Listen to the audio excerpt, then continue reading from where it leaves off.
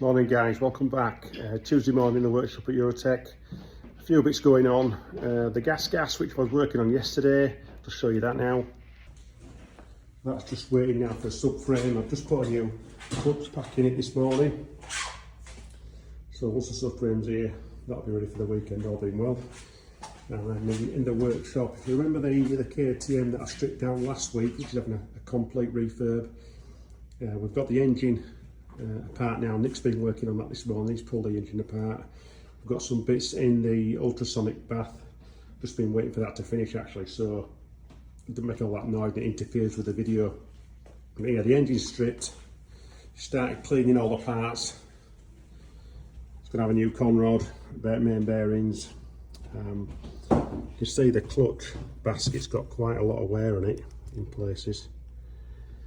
So there's that to address. Probably going to be a new clutch basket there. We'll speak to the customer. And in the ultrasonic bath, just have a look and see what's in there. Some engine casings, just getting cleaned off.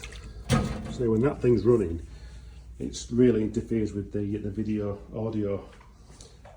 Right, so I'm back on with the Sherco, which I started last week. The top end's on now, so a few jobs to do. Just straighten the radiators a little bit, get the radiators mounted up, all the hoses on.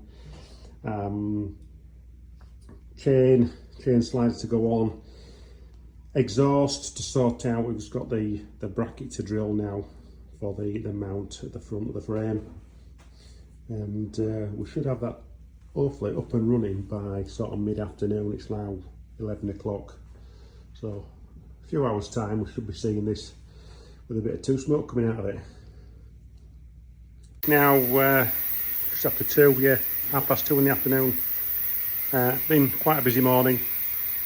Sherco is just about done, just doing the last little thing at the moment. I'm just fighting with a seized up chain adjuster. So I've got that to sort out. It's rock solid. Just put some penetrating oil in the inside the swing arm through the little hole there, and there's also a hole underneath there where the oil runs out, so I'll have to squirt it in from that side. So that's going to take a little bit of doing, is that. You can hear the ultrasonic bath going. Nick's just been doing some cleaning.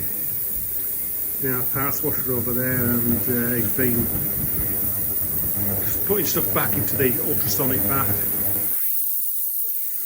In case you're wondering what's happening with the KTM engine, it's all laid out here now. Some of the casings have been cleaned. All's looking good.